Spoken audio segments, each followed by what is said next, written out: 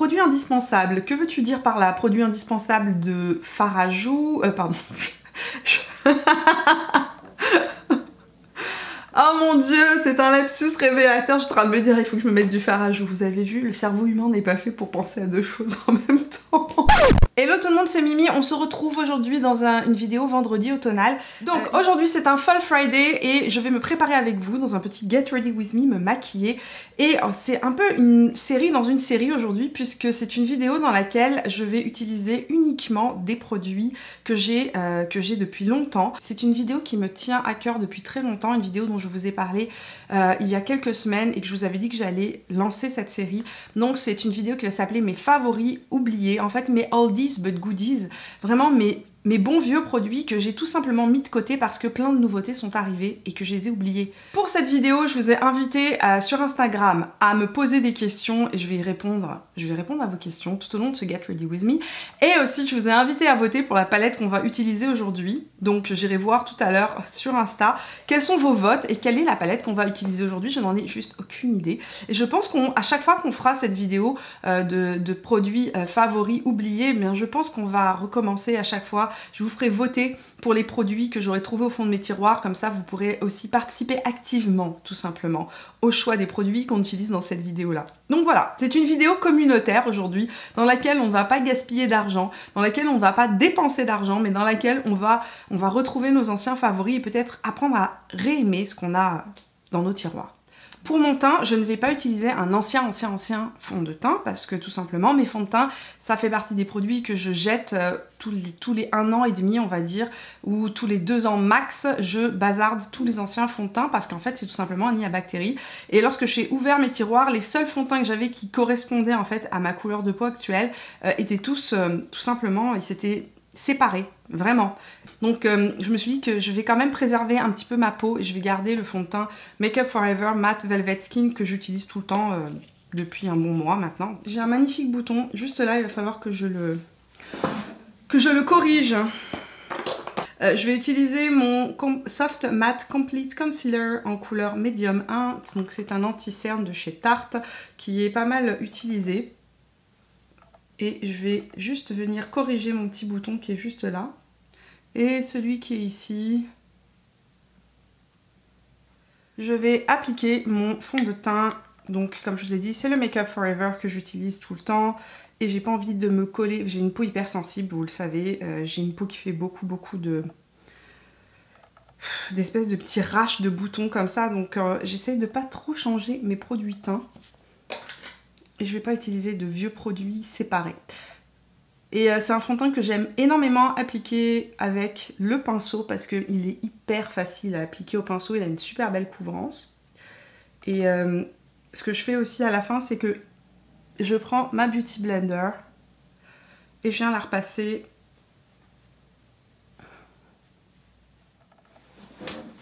Ça va mieux hein, quand le teint est fait. Tiens, on va prendre les questions que vous m'avez posées et je vais commencer à y répondre tout de suite. Voilà. Je vais répondre à vos questions au fur et à mesure. Elles seront peut-être pas en ordre, mais bon. Quelle marque t'a fait le plus rêver à tes débuts sur YouTube? C'est une bonne question. Pourquoi à mes débuts sur YouTube, une marque m'aurait fait plus rêver qu'avant mes débuts sur YouTube? Je ne sais pas. Je vais mettre mon habituel Pro Longwear en couleur Soft Ocre sur mes yeux pour préparer ma paupière mobile, la matifier et surtout corriger les rougeurs. C'est ce que je fais depuis des années. Ça c'est un produit que je n'ai jamais cessé d'utiliser. Ça fait partie de mes indispensables dans ma trousse make-up. Une marque qui m'a fait rêver ou qui me faisait rêver peut-être avant mes débuts sur YouTube. Une marque peut-être avant que j'ai une meilleure connaissance des... Oh, je dirais que la marque qui m'a toujours le plus fait rêver, c'est MAC. Je sais, c'est peut-être surprenant, mais c'est vraiment MAC. MAC a été la première marque de produits professionnels que j'ai utilisé de manière régulière. En fait, quand je suis en train de repenser, etc., mais quand j'ai commencé à vraiment me maquiller, tous mes produits venaient de chez MAC, vraiment. Ça a été, c'était quelque chose, à l'époque je faisais déjà beaucoup de recherches sur, il n'y avait pas internet, mais dans les magazines, etc., dans mes lectures, et la marque MAC pour moi était une marque mythique, il fallait que j'aille à Paris et à l'époque il n'y avait même pas encore de magasin MAC, hein, il fallait aller, je me souviens, c'était aux Galeries, ou même chez Sephora. au Sephora des Champs-Élysées, il y avait un stand MAC. C'était le premier stand MAC où je me suis rendue. Et c'est là où j'ai acheté mes premiers vrais produits de maquillage. C'était une marque qui m'a toujours fait rêver parce que d'abord, elle représentait pour moi l'industrie de la mode. Les plus grands maquilleurs de l'époque, dans les années 2000, travaillaient chez MAC. C'était une marque jeune, c'était une marque qui voulait démocratiser le maquillage. Parce que avant MAC, et avant les années 2000, hein, dans les années 90, dans les années 80, il y avait des grandes marques. Il y avait Yves Saint Laurent, il y avait Chanel, il y avait Dior, il y avait des plus petites marques, il y avait du L'Oréal, il y avait Bourjois, etc. Mais il n'y avait pas de vraies marques professionnelles et qui voulaient démocratiser tout simplement les produits. Alors au début, il y a eu Make Up For Ever qui s'est lancé là-dessus, mais Make Up For Ever avait des produits qui étaient quand même relativement assez chers, beaucoup plus chers que MAC, et enfin à l'époque. Hein. Et MAC avait quand même une image beaucoup plus jeune, beaucoup plus dynamique, et c'était un rêve pour moi vraiment de pouvoir avoir des produits MAC et de pouvoir les acheter. Pour l'anti-cerne, je vais aller mettre mon Boeing de chez Benefit, que j'ai depuis pas mal de temps. C'est un ancien produit. C'est juste pour venir corriger un peu le côté un peu plus gris de mes cernes. Tout à l'heure, je mettrai mon anti-cerne après m'être maquillé les yeux. Je vais continuer avec le teint. D'ailleurs, j'ai une question concernant l'anti-cerne. Passons tout de suite à cette question-là. Il y a Marie Élégance qui me dit « Mimi, Shape Tape ou Born This Way ?» Je vais vous dire un truc. De loin, Born This Way. Je préfère le Born This Way au Shape Tape, je vous l'ai déjà dit. Mais pourquoi? Parce que, tout simplement, celui-ci me marque beaucoup moins, me déshydrate beaucoup moins le contour de l'œil. Pour ma zone T, je vais aller utiliser ma bonne vieille poudre de chez Kat Von D, que je n'ai pas utilisée depuis... Je fais tout tomber. Que je n'ai pas fait que je n'ai pas utilisé depuis belle lurette. Mais vraiment. Alors, franchement, je sais plus pourquoi j'ai arrêté de l'utiliser.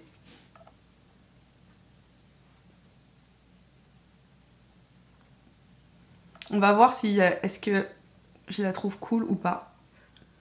Actuellement, j'utilise beaucoup la Veil de chez Hourglass. Je vous en reparlerai dans mes favoris du mois.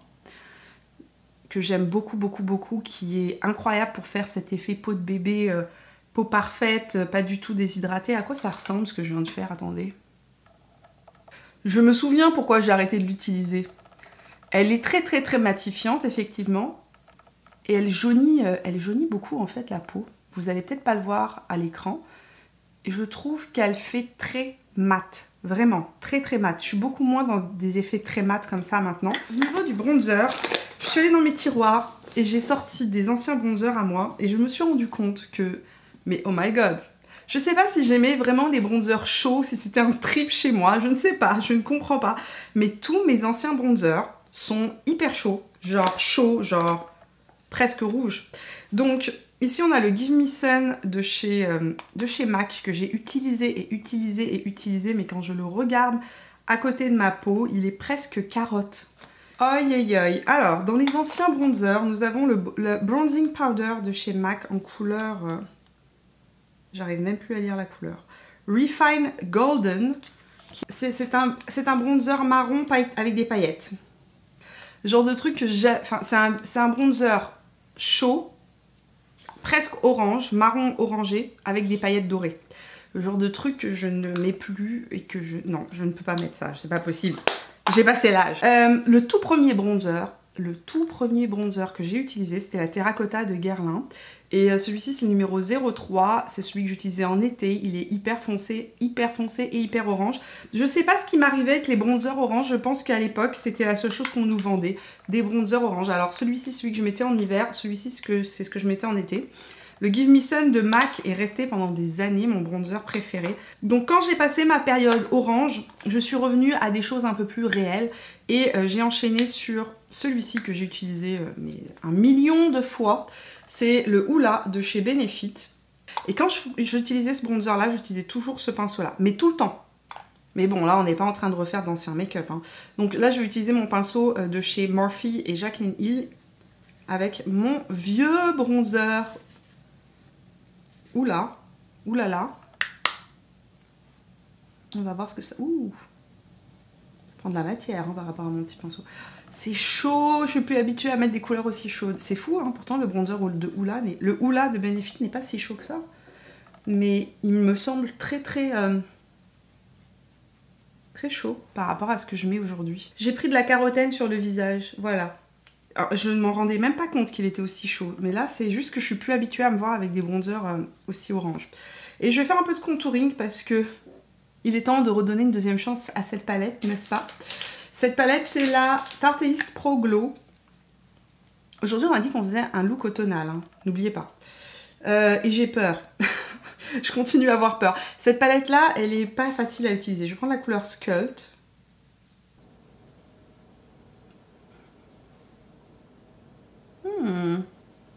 C'est pas mal. Et ben, je suis vachement surprise. Vous voyez, ça, c'était une palette qui me faisait vachement peur.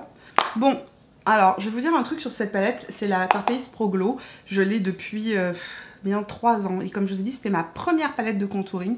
Et quand je l'ai eue, je l'aimais pas trop, en fait.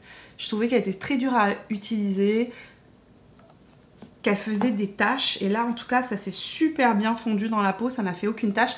J'imagine que c'est parce que j'utilise des pinceaux différents. Et aussi parce que j'ai aussi pris l'habitude d'estomper la matière sur ma main avant de l'appliquer sur mon visage. Pour éviter justement de me faire des taches. J'ai bien envie de mettre un peu de lumière sur le haut de la pommette. Est-ce que j'ai un highlighter liquide vieux? Ancien. Genre, pas le Flawless Fusion de chez Charlotte Tilbury. Non, un des premiers c'était un BK. Ah, il est là. J'ai utilisé ce produit là, mais regardez dans quel état il est. Il est fini, il est... Voilà, il n'y en a presque plus. Le Perfecting Spotlight en couleur opale. Donc c'est un de mes premiers illuminateurs liquides. Ah, ça s'estompe moins bien que mon Charlotte Tilbury par exemple. Fait des marques, mais peut-être qu'il est un peu sec aussi. Il est vieux. Je me suis fait des marques. Ça m'a fait des marques d'highlighter. Je vais essayer une nouvelle technique, je vais le mettre directement sur la Beauty Blender, ça va éviter... Ah, c'est mieux. Donc, look automnal aujourd'hui. Quelle palette pour les yeux allons-nous utiliser, les amis? Et c'est ce que vous allez me dire immédiatement sur Instagram. On va aller regarder qui a gagné le concours. Pam, pam, pam.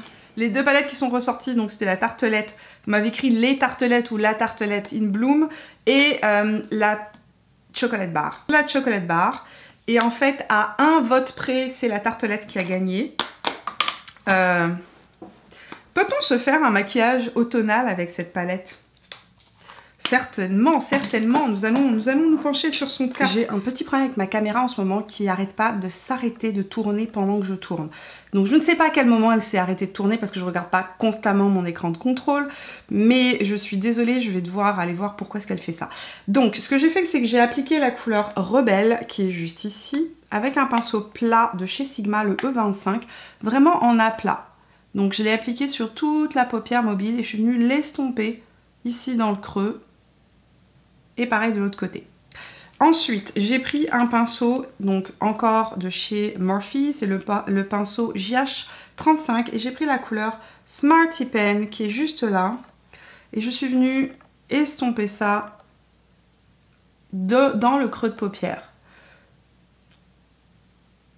Pour éviter une trop grosse démarcation, je reprends le premier pinceau avec lequel j'ai poudré tout mon œil. C'est le Morphe Jaclyn Hill, le Morphe Jaclyn Hill, le JH30. Je reprends la couleur Flower Child, qui est cette espèce de j'ai envie de dire de couleur chair en fait. C'est un chair très très clair, un blanc un petit peu chair.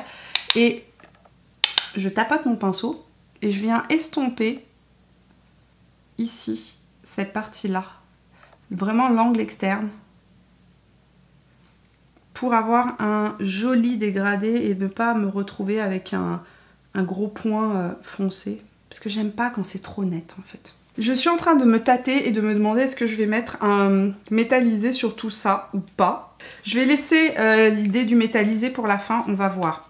Je vais prendre un petit pinceau avec mon 225 de chez MAC. Je vais venir prendre la couleur Leader qui est juste là. Je vais venir réchauffer mon angle externe. Réchauffer, il est déjà bien chaud, mais je vais venir intensifier mon angle externe tout simplement. Maintenant, je vais mettre de l'anti-cerne et je vais terminer le dessous de l'œil. Cette palette n'a pas fait de perte, aucune. J'aurais pu mettre mon anti-cerne avant. Pour l'anti-cerne, nous allons revenir au bon vieux Shape Tape, puisque je ne l'ai pas utilisé depuis plusieurs mois. Oui, depuis plusieurs mois, vous avez bien entendu. Donc je vais utiliser la couleur Light Neutral.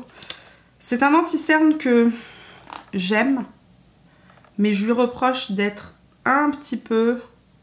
Hey, tu oublies que c'était le Shape Tape, t'es malade ou quoi? Ça y est, je me suis fait un maquillage digne d'Instagram. J'ai complètement oublié que le Shape Tape était hyper pigmenté et que je pouvais pas en mettre autant que le Born This Way. Pourquoi tu as fait ça? Pourquoi? Il est vachement plus jaune que mon Born This Way, c'est marrant ça. Par contre, il sèche immédiatement, mais vraiment immédiatement. J'avais oublié qu'il séchait aussi vite. Je vais poudrer très légèrement le ras de cils, juste pour pas que ce soit collant au moment où je, au moment où je vais appliquer mon fard brun. Avançons-nous.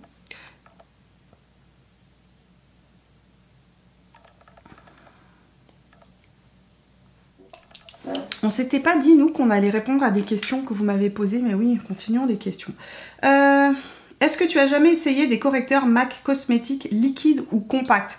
Oui, comme je vous ai dit, la première marque que j'ai affectionnée, qui m'a fait rêver et que j'utilisais, c'était MAC. Donc oui, j'ai à peu près utilisé tous les anciens anti-cernes de chez MAC.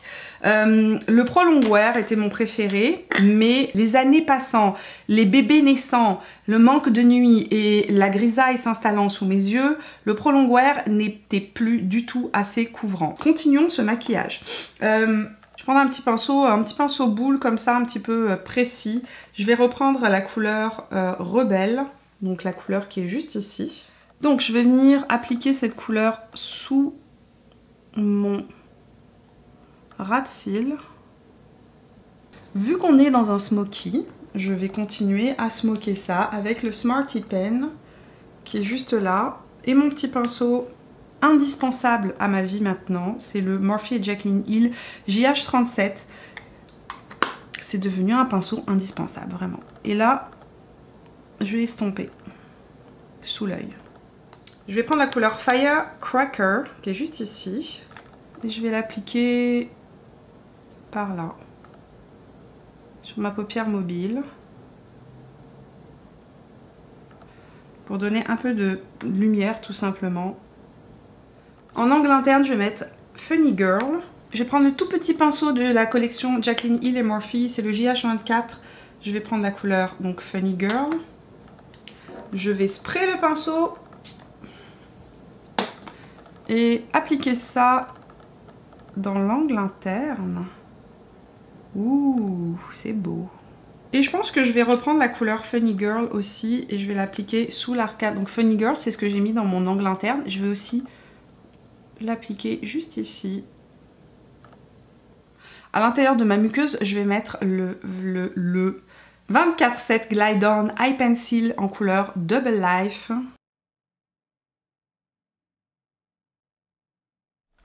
Continuons dans nos questions pendant que j'applique du mascara. Et dans le mascara, eh bien, je vais utiliser celui que j'utilise actuellement. Je n'ai pas racheté un nouveau mascara, c'est toujours le Yves Saint Laurent. Là, je vais mettre la... Oups, punaise. Je vais mettre la base pour avoir un beau volume dès le début. C'est la base... J'aurais pu recourber mes cils, non? Je vous disais quoi? Que j'aurais dû recourber mes cils. Ne faites jamais ce que je viens de faire, ce que je vais faire. Parce que ça casse le cil. Ok, ça c'est le Flash Primer de chez Yves Saint Laurent que j'applique sur mes cils. Je trouve que ce primer est génial si vous voulez avoir un beau volume dès le premier passage de votre mascara. Franchement, ça fonctionne super bien. Le mascara donc de Curl ou de Curler, je sais jamais, de Curler. C'est le mascara volume effet fossile de Curler de chez Yves Saint Laurent que j'applique sur mes cils. Je fais une pause avec vous et je réponds à quelques questions. Est-ce que ta peau a souffert pendant tes grossesses? Qu'est-ce que vous appelez souffert? Est-ce que j'ai eu des vergetures? Oui, j'ai des vergetures sur le bas du ventre. Quelques-unes, vraiment très peu par rapport à ce que d'autres filles ont pu avoir. Donc j'ai plutôt de la chance, mais j'ai quand même des vergetures. Mais pas plus que ça. Le comptoir d'Elsa me demande c'est pour quand la saison 3 de 7 jours de fond de teint? Vous voulez me laisser souffler une minute? J'ai une chaîne de yoga à lancer avant ça. Donc d'abord je vais commencer par lancer la chaîne de yoga et ensuite je passerai à la saison 3 de 7 jours de fond de teint. Et puis la vérité, il faudrait quand même qu'il y ait un peu plus de fond de teint qui sorte. Donc pour lancer une saison de 7 jours de fond de teint, j'attends quand même de voir arriver un certain nombre de fonds de teint sur le marché nouveau. Je vais ressortir ma palette de vieux fards à joues et vous avez vu, il y en a un ici qui est troué, je vais vous en parler immédiatement. Je vais répondre d'abord à la question que vous m'avez posée, quel est mon produit de beauté indispensable? Quel est ton produit indispensable? Produit de maquillage ou produit de soins? Parce que je veux dire, c'est pas du tout la même chose. Je dirais que les soins sont plus indispensables que le maquillage, mais dans le maquillage, j'ai une hésitation entre le mascara et le fond de teint. Parce que j'ai vraiment pas une belle peau, comme vous avez pu le voir au début de la vidéo, j'ai une peau qui est quand même, j'ai plein de rougeurs, j'ai plein de défauts de peau, etc. Donc le fond de teint a toujours été mon produit indispensable, mais actuellement je trouve que le mascara, quand même, c'est ce qui réveille le plus. Je suis allée dans le fond de mon tiroir et j'ai pêché Alors vous savez, en fait, comme je vous ai dit, les tout premiers produits de maquillage que j'avais, c'était des produits de chez MAC, donc des fards à joues de chez MAC, et celui-ci, celui-là, et le tout premier fard à joues que j'ai utilisé. Et c'est pas mon premier fard à joues puisque je l'ai terminé, c'est mon deuxième. Et comme vous pouvez le voir, ça a été un fard à joues qui est absolument, que j'ai utilisé tout le temps, tout le temps, tout le temps. Il s'appelle Sincère. Quand je le regarde comme ça, je me demande, mais qu'est-ce que je t'ai trouvé? Je ne sais pas. D'ailleurs, je n'ai mis que ça pendant des années. Je ne mettais jamais, je ne mettais aucun autre blush que celui-là. Et je sais pourquoi. J'étais en train de me demander dans ma tête, mais pourquoi est-ce que tu as mis que ce blush-là pendant des années? Et je vais vous expliquer pourquoi. En fait, j'étais allée chez MAC, comme je vous ai dit, pour me faire maquiller et pour apprendre à me maquiller pour mon mariage. Donc, c'était en 2005. Ça date. Et le maquilleur m'avait dit que la seule couleur, enfin, une des seules couleurs qui était correcte et qui passait avec tous les types de maquillage et qui n'allait pas mettre en avant les rougeurs que j'avais sur le visage, c'était la couleur Sincère. Donc moi je suis restée bloquée là-dessus pendant des années et le seul blush que j'ai utilisé pendant des années c'était Sincère. Voilà. On va réutiliser donc le blush Sincère aujourd'hui puisque c'est soi-disant un blush qui va avec tout. Je ne sais pas, aujourd'hui je ne suis pas sûre d'être d'accord avec cette idée-là, mais voyons à quoi tu ressembles. Est-ce qu'il fonctionne encore? Oh oui, il fonctionne. Je me demandais s'il avait tellement séché qu'il ne se passerait pas sur mon pinceau, mais... Est-ce qu'il se passe quelque chose? Il est vachement beau ce blush. Pourquoi j'ai arrêté de l'utiliser? Il a un petit peu de pêche dedans, ce qui le rend pas trop rouge en fait. Et il est vachement beau. Vachement beau. Il faut que j'aille dans le tiroir à illuminateur pour retrouver mes anciens illuminateurs. Quel était mon premier? Oh, je sais, c'est un Laura Mercier. Le premier illuminateur que j'ai, je pense qu'il est encore là. Le tout premier illuminateur de ma vie, c'était celui-là. Et il est presque intact. C'est le Highlight 01, poudre compacte radiance mat de chez Laura Mercier. Et vous allez me dire, mais comment ça se fait que tu ne l'as pas plus utilisé que ça? Je ne sais pas, je pense que suite à l'utilisation de cet illuminateur là, je pense que je suis tombée amoureuse des illuminateurs. C'est là que ma grande histoire d'amour avec l'illuminateur a commencé et je pense que j'ai commencé à en acheter à l'appel et donc à ne plus utiliser ce que j'avais aimé à la base. Cet illuminateur là, j'ai toujours appliqué au pinceau et là je vais l'appliquer avec ma Beauty Blender et je vais voir ce que ça donne. Je me souviens que c'était un illuminateur très naturel.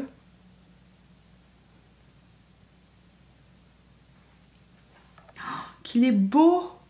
Qu'est-ce qui t'est passé par la tête, Mimi, d'avoir arrêté d'utiliser ce truc-là? À la Beauty Blender, c'est sublime. Laura Mercier est une valeur sûre, par exemple. Voilà. Si vous vous posez la question, c'est hyper beau, c'est lumineux sans être too much. C'est juste la peau en plus belle et c'est ce que je recherche. Alors, continuons dans les questions. Une vidéo avec si je ne devais en garder qu'un, c'est possible. Bien, j'en ai déjà fait. J'ai déjà fait cette vidéo là au tout début de ma chaîne, mais effectivement depuis mes goûts ont changé, on va la refaire, c'est une excellente idée. Coucou, avec quoi nettoies-tu tes pinceaux? C'est une bonne question.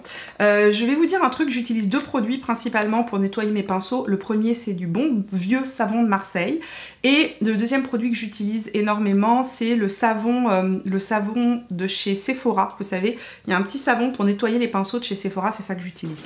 Maintenant je vais me pencher dans mon tiroir à rouge à lèvres.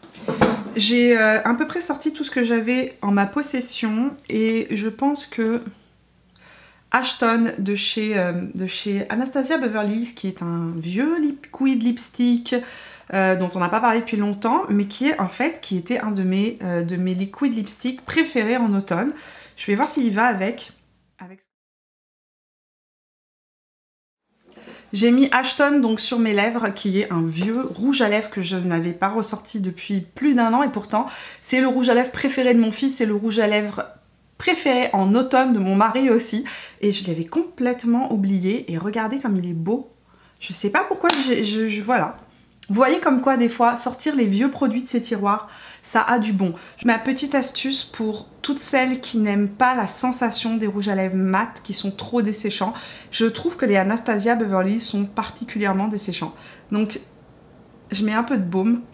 Mes baumes préférés, vous savez lesquels c'est les baumes bio de chez Bulle à lèvres. Moi-même, j'ai redécouvert aujourd'hui des produits auxquels je ne pensais plus, des produits que j'avais complètement oubliés. En tout cas, l'illuminateur, c'est certain que je vais le réutiliser, je le trouve magnifique. Le blush aussi.